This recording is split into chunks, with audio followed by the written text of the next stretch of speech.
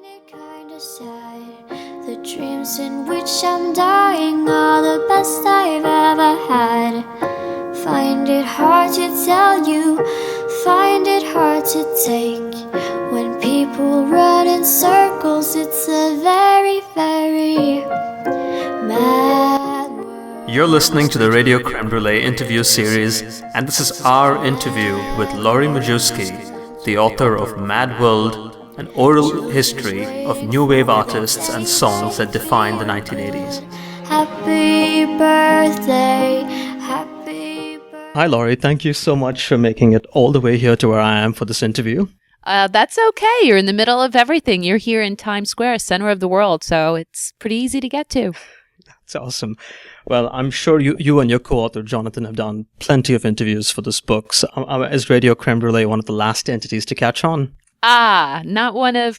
hopefully, if we did this right, we should be talking for the rest of all time about Mad World, about this era. We hope that the conversation is just beginning, hopefully. Absolutely. Now, I got done reading the book during, I think it was right before Christmas. Goes without saying that the book is absolutely brilliant and a real page-turner. But for the benefit of my station's listeners and blog readers, I was wondering if you could provide a quick synopsis or summary of the book. Sure.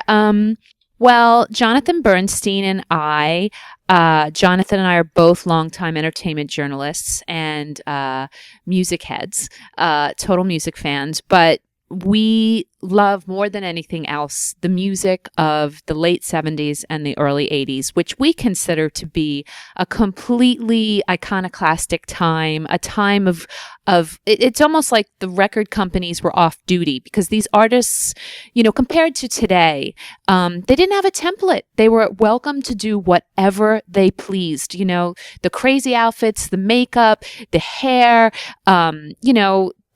the esoteric lyrics, the birth of the keyboard and, the synthesizer. It was really, truly a mad world. And that's why, thank you, Tears for Fears, for giving us the perfect title. It was a bizarre, crazy time in music, never to be repeated again. And we thought this was a great period to cover for a book. Right. That makes sense. Now, I've read a few of your interviews and I've listened to a few of them.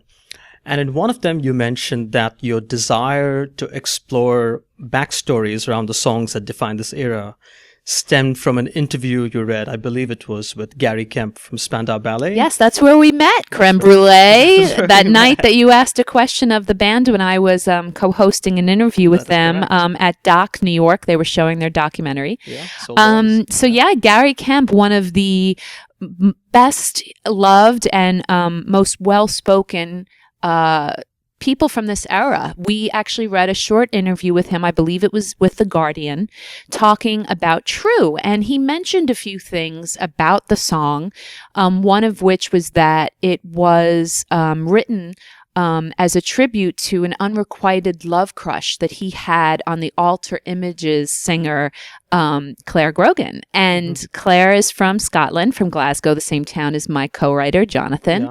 And we read this, and interestingly, I read this separately from him, and yet I called him. He had already read it, and I said, oh my gosh, I thought I was the biggest Spandau Ballet fan. Yeah. And here, I didn't know that this song was written about Claire Grogan. And he was like, me neither. And I didn't know that, some of the lines were lifted directly from Lolita by Nabokov. And he's like, I didn't either. And then I said, what if we wrote, like a column every week for a newspaper with a different song? And he said, what if we wrote a book? And it was interesting because we started this book thinking it was going to be about the stories, purely the stories behind the songs. For instance, Come On Eileen. Who was Eileen, you know? But it became so much more than that. When we started to embark on these interviews, we realized that it was about the journey to writing their most popular song, and then how that song changed the group's lives. Did it cause them to break up? Did it cause them to be even tighter? Did it lead to divorces? And basically that's the oral history part of it, is that it's not just about, the song. It's really about the story of this entire era. Right. Now I'm curious, did the timing for you to start the process around this book stem purely from having read that Gary Kemp interview, or was there a specific reason you worked on this in 2012, and I'm guessing all of 2013? Well, first of all, we actually did it in about 8 months, which is kind of crazy for a book like this. We did some of it beforehand for the proposal, but then the bulk of it, once we got our book deal, was they were like, "How fast can you get it? Can you get this done?" But Jonathan and I, we met at Spin Magazine in 1991. The two people at Spin Magazine that were not obsessed with grunge and who dared to speak about groups like ABC, people from the 80s. I mean, we were like total outcasts together at Spin Magazine. Yeah. And we had always wanted to do something about our favorite groups, but he was a successful screenwriter for a long time. I was a magazine editor working at like Entertainment Weekly, Us Weekly, Teen People. I was working 70, 80 hours a week.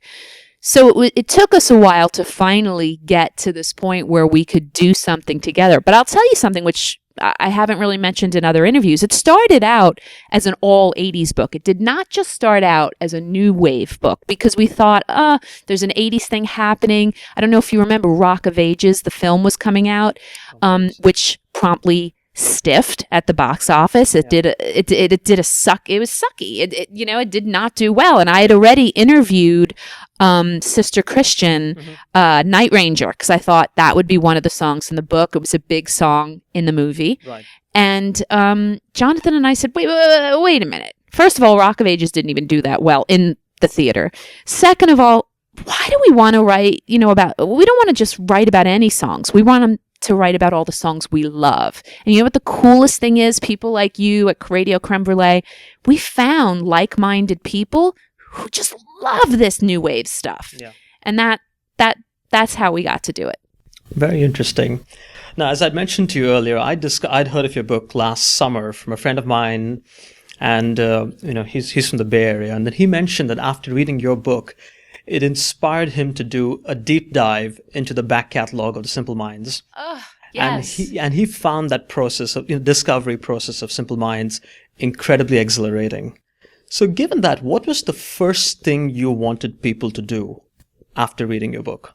I love that story. Thank you for telling me that, because I did the same thing. I'm American. I'm 10 years younger than my co-writer. He's from Glasgow. So he had a very different approach to the book. When he wrote about Simple Minds, he knew far more before Don't You Forget About Me, which is the first song we hear in the United States, got to hear. By the way, 30th anniversary of The Breakfast Club, this week back in theaters. Again, look at the songs are surviving, and so are the movies.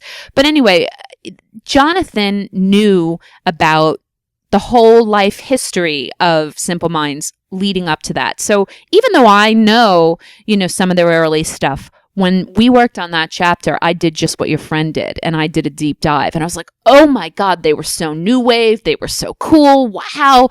So I love the idea that, when you read this book, there are some obvious songs, Come On Eileen by Dexys, right? Mm-hmm. Which happens to be Jonathan's favorite band. Right. But if you like that song, go back and listen to the songs that made Dexys. Yeah. So we're hoping that, this does two things. A, it leads you to the music that maybe you didn't know about those bands. Right. And then B, maybe you even learn about some new bands, full stop. Like, Devo in here and Ultravox. Like some people are like, oh, I never heard of that band, Ultravox. They were not a super huge band here, but they were completely influential when it comes to the era, as influential as Human League, say, right? Yeah. So we're hoping that you, along with the gems, maybe you bought this book because you love Duran Duran or Depeche Mode, but maybe that's just the entree to finding out what were the bands that inspired Depeche Mode to be Depeche Mode, right. And that would be OMD. Mm-hmm. That would be, early Human League, and we have the story of how Human League came to be. Yeah. So that's kind of what we're hoping, is that you realize it's actually a lot deeper, and it started a lot earlier than MTV. Right, of course. That makes sense, and I think I definitely went on a similar discovery path. There were definitely songs I hadn't heard. Like, I know I ended up listening to Lexicon of Love by ABC. I knew the one song off there, but I'd never actually bothered to actually listen to the album. And I think Trevor Horn produced the album. He did. And I have to say that if we picked the best album from that era, it's probably the Lexicon of Love by ABC. And that's Jonathan's favorite record of all time. Probably one of the reasons we're friends today.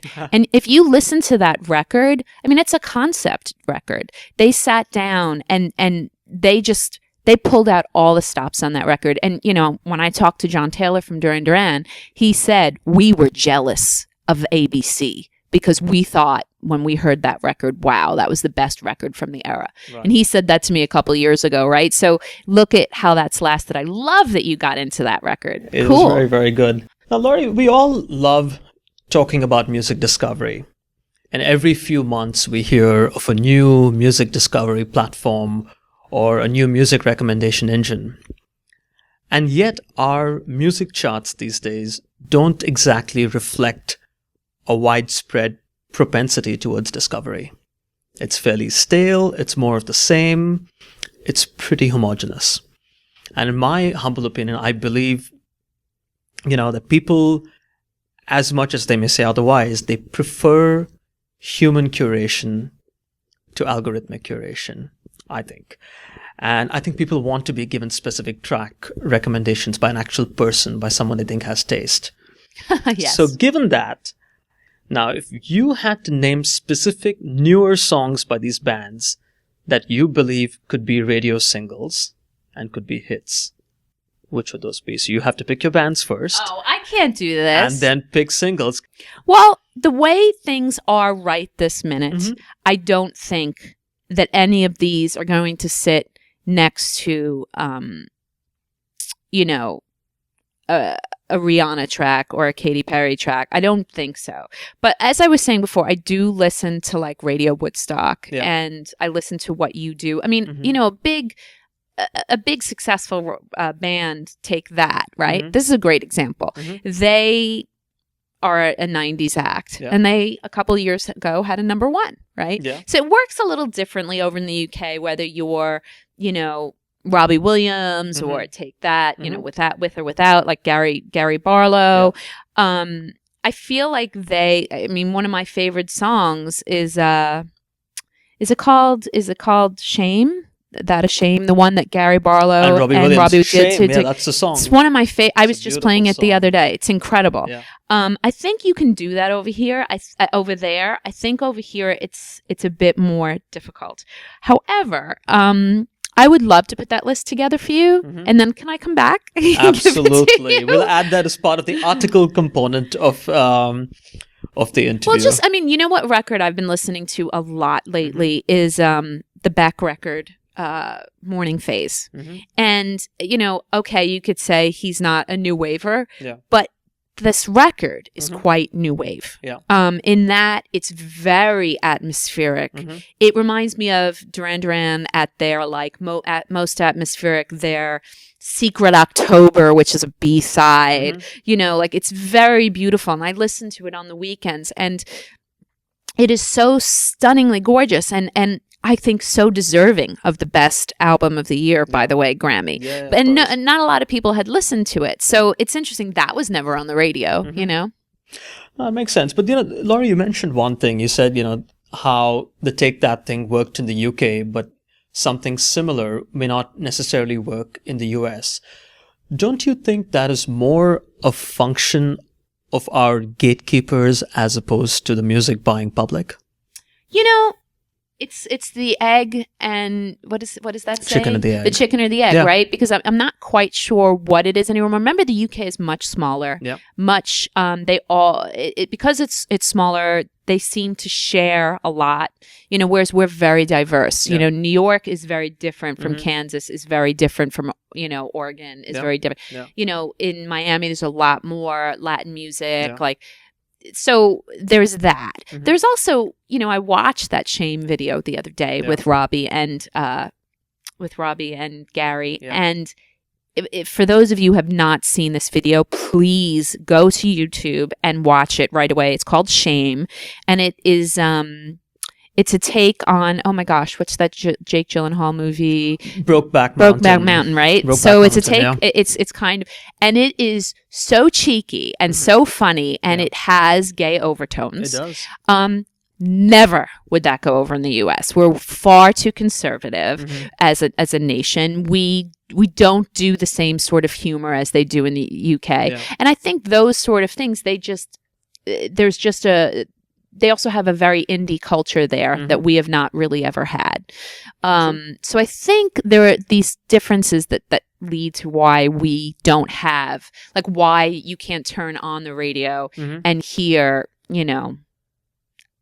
Back Although It Wins album of the year, you don't hear a single from that record, No. But I think more and more we're loving these alternative radio stations, which is why I wanted to do this interview, because I think you hit it. We want to hear curated playlists.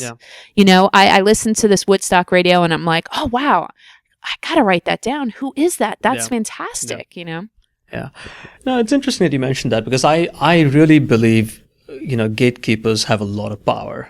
They have a lot of power in shaping tastes. And I tell a lot of Take That fans, I said, yes, they're talented, so they had a successful comeback.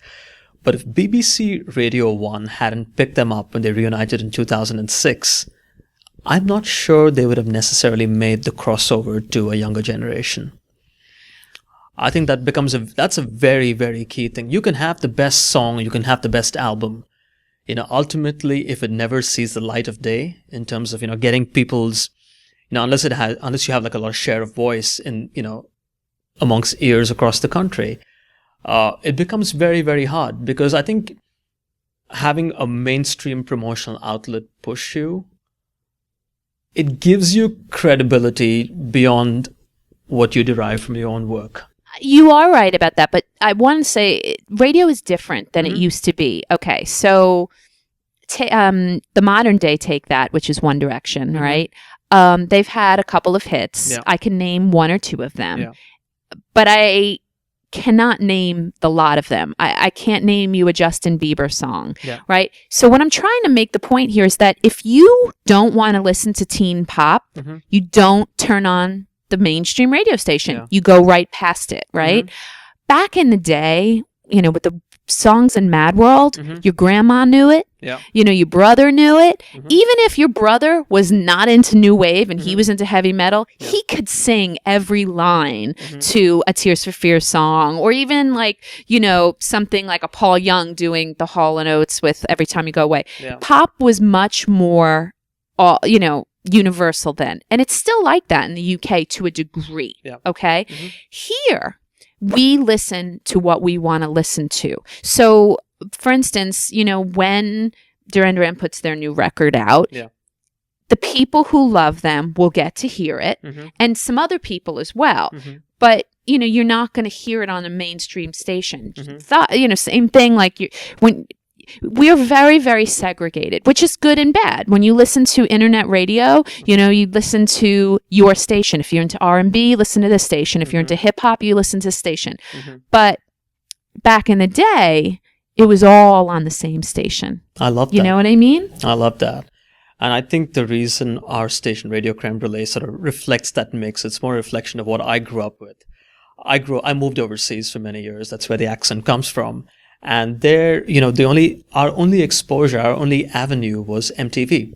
And MTV, unlike in the US, remained a 24-hour music channel pretty much until the end of the 90s. Wow. But we were used to getting Nirvana, Michael Jackson, Backstreet Boys, and Jamiroquai served on the same plate. So it was not unusual for people's tastes to cut across different aspects of the music spectrum. The idea that you got locked into one genre was limiting. Yes. And I really think that's how music should be. Why does it have to sound one particular way? Why can't melody and harmony not be the unifying aspect across genres? Well, there's a million reasons why 18 to 24 being the prime you're in advertising, about this. Yeah. They want to reach a certain, to reach a certain segment of the population. I mean, it's interesting when I talked to Andrew Ferris from INXS, he said growing up, they heard opera on the same radio station as easy listening, as a pop song, as the Beatles, as, Zeppelin. So yeah, I think that in general, and back in the day, there weren't digital channels, right? So you had to cram it all onto the same station. So there's good things about it. There's, the fact that if you love something, you can find it really easy. But like what you're trying to say here is you can't find new stuff as much, as easily as you used to back in the day. You have to kind of search for it more. You have to search for it, and we assume, as I talked about earlier, about this whole thing of music discovery, it's such a sexy idea. People are pretty damn lazy. Yeah. They would still, when it comes, terrestrial radio is the path of least resistance, right? And ultimately what they end up playing, like at a club or at a party, ends up being the same 10 songs that radio overplays to death.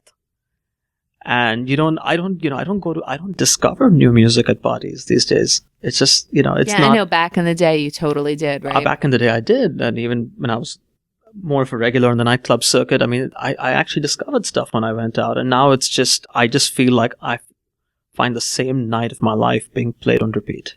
Well, there are places, I mean, do you listen to BBC Radio 6 is really fantastic. And you could hear that. You got to search for it. You got to listen, and you got to, go to these places that you can find it, whether it's Radio Creme Brulee or BBC Radio 6. True, absolutely. Now, of the various interviews you conducted for this book, besides the interview with Animotion, which was the most surprising one for you? Wow, that's funny you mentioned that, because Animotion was the most surprising, easily. Hands down, the most surprising one for any reader. No one would have seen that coming. I know. And just to recap, if you haven't read the book yet, they are the second to last chapter in the book, and they really show us what happens when corporate greed puts their finger all over the music. And that's why it's the end of the era. The end of the new wave era is, for our purposes here, Animotion. But I was actually really surprised as well by Kajagoogoo. Kajagoogoo, if you remember, too shy to shy, hush hush, eye to eye, too, well, they, very cool bass line in that song, but they only had one song, and they were really big in terms of their hairstyles. They had great 80s hair, great bass record, but what happened, So Lamal, the singer from Kajagoogoo, basically gets kicked out of his own band at the height of their fame. I mean, who does that? Yeah. Because, of course, the lead singer is someone as cute and, sexy as Lamal, right?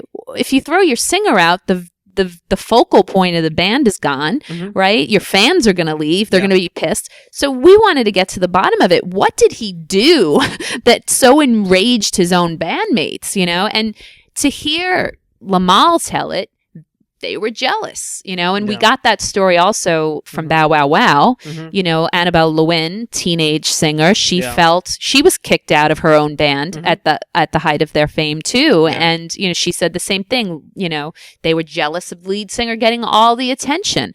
And that happens. But Kajagoogoo, particularly in our book, Lamal and Nick Beggs, who is the bassist, they traded some barbs, and it's going on 35 years later, and the way they act, it's as if it happened yesterday. So sometimes old wounds do not heal. It's really strange. I actually interviewed Lamal. It was a weird time because they had just got done touring after releasing a 4-track EP, which is actually pretty good. This is one song on there called Space Cadet. Such a wicked chorus. It's a fantastic song. And I think people, I feel sorry that people associate Kajagoogoo with Too Shy. I think they have much better songs than that. I mean, the song that really won me over was Hang On Now. I don't know if you've heard that one. Yes. Absolutely beautiful. But here's the thing. They get back together for this EP, right? And Lamal's all excited. Yeah. And, it's in the book. It took a lot for Lamal to rejoin the band, and finally they get it together. They record new music. And then Nick Begg says, sorry, I don't want to do this anymore. Like right after they restarted, which of course, enrages Lamal. Yeah. So it's right. You're right. They did produce some really good music, but in this case, that wasn't enough, to keep them together. Because according to Nick Beggs, the reason they kicked Lamal out in the first place, all that stuff reared its ugly head again. That's a shame, because you would never guess that if you saw their live performances. There seems to be a real magic on stage between Nick Beggs and Lamal. There seems to be real chemistry there. So it comes to me as a big surprise. It came to me as a big surprise that old wounds had essentially resurfaced. Well, you have to imagine, Nick Beggs and the rest of the band, Kajagoogoo, they fancied themselves very serious musicians. Mm-hmm. And Lamal was kind of like this flighty, androgynous guy that was more into being a star. And, I think they felt like, oh my gosh, we're this teeny bopper band. Yeah. We want to be like Pink Floyd, and so they felt like, ooh, if we get a new singer, mm-hmm. maybe we can be the band we want to be. But hello, your singer is the first thing that people associate with your group. So True. Even though they got rid of the Goo and just became Kaja, it did not work. True, it didn't, which was a shame, because they've had some great songs, even as, they were a three-piece for a while, I think 2007, 2008, and they had an album called Gone to the Moon or Gone with the Moon, something like that. And there are two brilliant songs on there. One's called The Last Day, and there's another one called Table for One. Fantastic songs. I'd highly recommend that you check them out. They're you. They're very, very good. So, your book highlights many bands, and when I read through the book, I look at some of these bands and I feel like, God, they're so criminally underrated. And they're associated with one thing and one thing only, and there was so much more. If you had to think of bands in this book that you think, what's the first band that would fall into that category? Okay, well, the first band I'm going to think of is Spandau Ballet, and that's, you and I had met at that event. Yeah. And here in the United States, we think of them as solely the true band, mm-hmm. Mm-hmm. That was their big single here. Yeah. I mean, it wasn't even their biggest single abroad. Gold was a much bigger song single, in the UK. Mm-hmm. And the thing about Spandau Ballet is, there may not even be a Duran Duran if there weren't a Spandau Ballet. I mean, Duran may have formed, but they may not have gotten the recognition they did, because it was Spandau that opened that new romantic door, really, by being the house band for the Blitz. Mm-hmm. And talk about blowing up the formula. They were a new romantic band. They were a soul band. They were a funk band. Mm-hmm. They became a ballads band, an adult contemporary band. And their players are fantastic. They're all of their musicians are fantastic players. And Gary Kemp writes the most timeless songs. I mean, True could have been written in any decade ever. I mean, it could have been written yesterday. It could have been written in the 40s, the 50s, the 60s. I mean, that's the thing about classic songwriting. He has a new song out called Steel that he wrote for the last bunch of records, which was produced by Trevor Horn, bringing him up again. Yeah.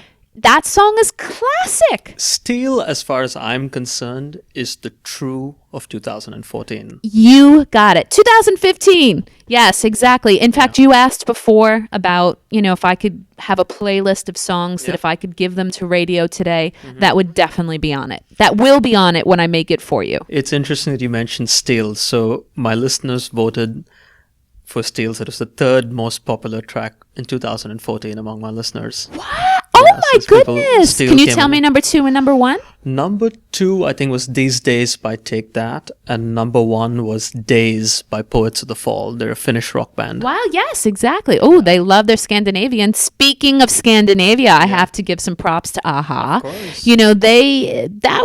That's one of my dark horse chapters in the book. I interviewed Mags from Aha, who is still freaking good looking, by the way. So is Morten. Does Morten Harket, the singer, does he even age? It's an interesting time for Aha. We think of them as the Take On Me band, right? Yeah. Of course, they had decades of hits abroad. Yeah. But, think about that Take On Me song for a minute. It actually broke up the band in a way. Yeah. If you read our chapter, Mag says he's come to understand that was the entree for people to get into his band, and he loves that song. I mean, that song has bought them houses and kept them in business, right? Well, he doesn't name who, but he says the other two members Yeah. basically have, a really hard time with that song because, as Mag said, you have a bunch of kids and you're like, why are you only paying attention to my one child? Yeah. Right? So they broke up, and even in the That Was Then, This Is Now section of the chapter, Mag says it would take a hell of a lot for me to get this back together with this band. Well, of course, this morning, makes this announcement that they're going to be getting back together, that they're, having a new record out in September. Yeah. It's the 30th anniversary of Take On Me. 30th! Yeah. What? Yeah. And, funny thing is, Take On Me is not even at all indicative of their music. I mean, when I Far think from of it, yeah. I mean, you were saying before, like, your favorite record, like, for me, I love, that first record, and I love The Sun Always Shines on TV. I mean, so beautiful. It's so much more thought-provoking, but, a good hook is a good hook. Yeah. So, I mean, look at them. They're definitely, as you would say, criminally underrated.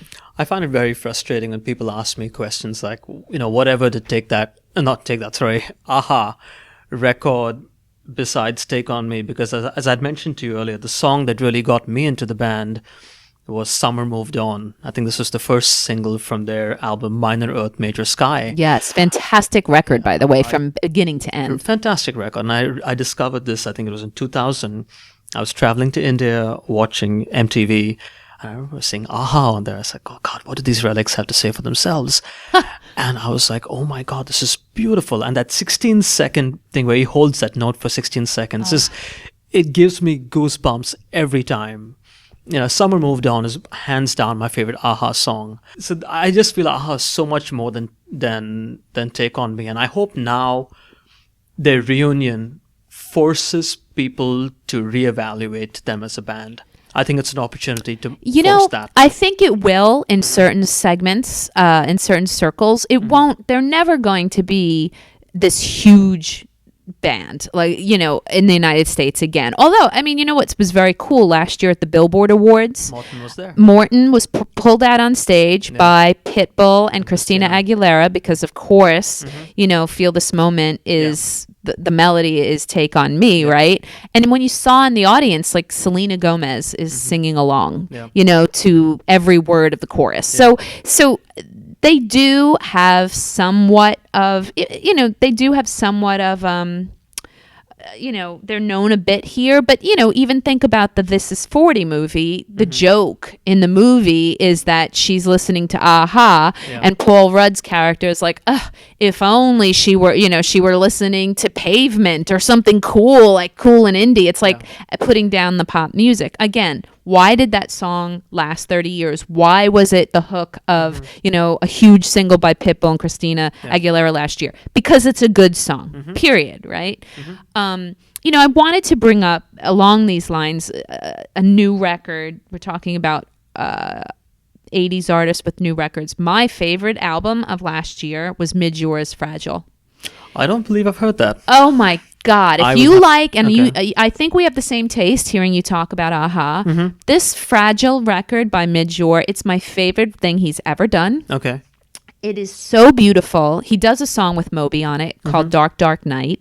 It's a very, very melancholy record. And, I said to Midge when I interviewed him this summer as part of the Mad World book tour, I said, I'm so glad you're still making music because, I mean, he's in his early 60s now, and I think he just made his best record he's ever made. And that's when you're a true artist, when you're a true musician, there's still stuff to be mined. I believe that with Aha. I believe that with Duran Duran. I believe that with Depeche Mode. True, that makes sense. Now, I think many people look at the 80s and the new wave era, we think of it as a time of unbridled creativity, sky-high aspirations, glamour, and fun. Fun. It's so true. I think so. And yet, you named this book after the Tears for Fears hit single Mad World, which has a rather sad and depressing lyric. What is the rationale behind that decision? Well, we did think about Don't You Forget About Me, but then we thought that, wait, we never forgot about these songs. That doesn't fit. Okay. We also thought about Space Age Love Songs. We thought that would be a great title, The Flock of Seagulls, but not well known enough in the United States. Yeah. And, we were sitting around. Another one was Careless Memories, which was a Duran Duran song. Yeah. But our editor said, how about Mad World? And we're like, duh. That is so obvious because it does fit how unusual and anything goes the era was. But yeah, it's interesting that it's kind of a downer in terms of how... in terms of the songs, so many of them were celebrations, but Mad World was written, when we talked to both Kurt Smith and Roland Orzabal from Tears for Fears, and they both talked about how when they wrote it, it was about looking out the window and seeing people going to and from work and how boring their lives were. In a way, they never wanted to be those people. Yeah. And then, of course, Gary Jules remakes the song for Donnie Darko, and it has a completely new, it's even more dour and more sad, right?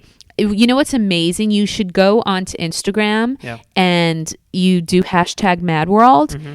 Every single day, there are scores of teenagers putting up their own version on YouTube. I've noticed this, of this. Yeah. Some of them just like look into the camera and start singing the lyrics. There's something so teenaged angst about this song, and it's interesting because I think, our title, it is really celebratory, even though the song was very sad. But there was. Even when things weren't sad, melancholy, as Mags from Aha told me, or even Ian McCulloch from Echo and the Bunnymen, we talked about melancholy and how melancholy permeates so many of the songs from the New Wave era. But they're not necessarily sad. Yeah. Melancholy can be dark without being sad. By that, in Norway, of course, where Aha is from, Land of the Midnight Sun, right? But it's also the opposite. How many months of darkness? Yeah. So many of these bands, the Smiths and Echo and the Bunnymen, they're from the north of England. Very dark, very industrial. So I think that's where a lot of the sadness comes from. Not sadness, melancholy. But I mean, if Morrissey was born in California, would he be Morrissey? Definitely not. Definitely not. Right? Far exactly. That's, and if you read his autobio, that that's why his music is the way it is, because he's from Manchester. Very true. Now, Laurie, at the end of reading the book, the first thing that jumped out at me fairly quickly is the immense potential here for a sequel. The sequel, I think, can take multiple incarnations. It could be about the artist in this book. It could be about the artist who didn't make it into the book but deserved to be here. Or it could be, other artists whose stories are told using the framework that you and Jonathan have put together, which I think is a fantastic framework. So are you thinking in terms of a sequel? And if so, what would it revolve around thematically? Okay, so I'm asked almost every day about a sequel to Mad World, and I'm so excited that people would like for there to be one. I think there are so many songs from this era. So many artists from this era that we haven't even begun to scratch the surface. I mean, you have The Cure, you have the Depeche Mode Part 2, which is under Martin Gore. You have the Eurythmics. I did already interview Annie Lennox, so I have the story of this. Sweet Dreams Are Made of This. Excellent. Ready to go. Boy George. Yeah. We were supposed to have Culture Club in this book, but at the last minute he was finishing his record and we couldn't talk to him in time. So there's a lot to do. Another 30 songs. Yeah. I also am really interested in telling the story of post-New Wave when music alternative became so big. I mean, isn't it interesting? These are all bands in this book. They were number one selling bands, but by the end of the 80s, you had Depeche Mode selling out stadiums, The Cure. I believe if the Smiths stayed together, we would have seen them playing a stadium over here. Oh, definitely. They were the holy trinity of the K-rock generation. Right, so there's that. I mean, one of my favorite singles of all time, Peter Murphy, Cuts You Up. So you had this time REM had become a huge college rock, alternative 90s, rock. So that late 80s, early 90s is a time that I'd like to explore. And then I was an editor at Teen People during the pop era, like the Disney pop era. So even though that's not where my heart is, I did see it. And I was the first person to interview the Spice Girls from the United States and Hanson and, Britney Spears and Backstreet and NSYNC and 98 Degrees. And that was the last. It's funny to think about how organic that was, even as contrived as it was compared to today's music. Of course. It was much more innocent. It's interesting. Now, the book's foreword has been written by the immensely talented Nick Rhodes from Duran Duran. And there was one line from the foreword that really stuck in my head. He says that stardom at that time in the New Wave era was a byproduct of artistry. I think by saying that, he highlights one of the defining attributes of the creative process back in the time. But I think he also uncovers a flaw or a failure in today's music industry in which artists are obsessed with artistry. They're obsessed with stardom over artistry. And I feel like shows like American Idol and X Factor validate this myopic obsession. So if you could get in here, hold the reins to the industry and change this dynamic, how would you go about doing this? Well, first, I want to say getting Nick Rhodes to write the foreword was a dream come true, being a Duran Duran fan. But I do think he's not really 100% right. I mean, him and Nick Rhodes and John Taylor, they had a plan before the band even started, that within a certain amount of years they were going to be playing on stage at Madison Square Garden. Right. Adamant, he was a punk artist and he wanted to be a mainstream artist. He said, I don't want to just play to some clubs. I want to be the biggest artist in the world. I think a lot of new wave artists did have dibs on being stars, but they wanted to do it on their own terms. And even if you read the ABC chapter, Martin Fry talks about it. They all took turns saying, we're the best in the world. Simon Le Bon said it. Gary Kemp said it. Martin Fry said it. They all had huge egos, right? They did. So they all wanted to be big, but they did it. They wanted to do it on their own terms, make the music their way, and they wanted to wear the clothes they wanted to wear. I mean, when I interviewed Annie Lennox a few months ago, she said to this day, she has never had a stylist. Never. No one's ever done her makeup. She has her own vision, and she wants, she sees it through. Today, that is not the case. And now I do think someone like Katy Perry, I like her a lot, and I think she's really smart, and I think she does have a lot of her ideas. But when she goes on stage at the Super Bowl, it's like, she's wearing what Moschino designed for her. Yep. Here's 5 outfits from Moschino. Like Annie Lennox would not have that. Annie Lennox has told me she designs in her head what she wants, and then she'll go to a fabric store and pick out the fabric, and then she'll go to a seamstress and say, this is how I want it done. Can you imagine Rihanna doing that? That's not how it works. And that's the same as it is in the studio. I mean, today's artists walk into a studio and most of them, it's already there. Not all of them. Pink, even though Pink's working with the same people like Dr. Luke, whatever, she's a true artist at heart. And I've seen her perform on many occasions. It's her show, right? But a lot of these artists, in this Instagram world, in this Facebook world, Twitter world, they start out wanting to be a star, and it's interesting. I was almost a judge on American Idol. It was down to me and Paula Abdul. Interesting. And wow. I could have been a part of this whole thing. But isn't it sad that kids today think you have to go before a judge who tells you can be a pop star? Yeah. That is very unfortunate. Now, Laurie, I'm so glad you wrote this book. I think, and I'm glad you did it when you did, and you didn't wait a few years, especially with the recent demise of Steve Strange.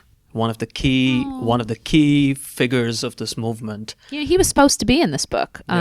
I talked to him on the phone several times. Jonathan Bernstein tried to talk to him as well. Unfortunately, in his later years, he was not really all there. I mean, this is funny I say this because he did put out a great last record with Visage, his own Visage. But you know, he had a lot of problems. He had done so many drugs for so many years. He wasn't all there. But that doesn't take away from his being one of the architects of this entire movement. And our goal, in fact, was to, in this sequel, have a Visage chapter. We have Midjor talking. We were going to get Rusty Egan, and we were hoping to finally nail that interview with Steve Strange. And very unfortunate that he passed away. Well, Laurie, thank you so much. This has been such an incredible privilege to sit here and chat with you. And please, I'm sure I could go on for hours. I know. I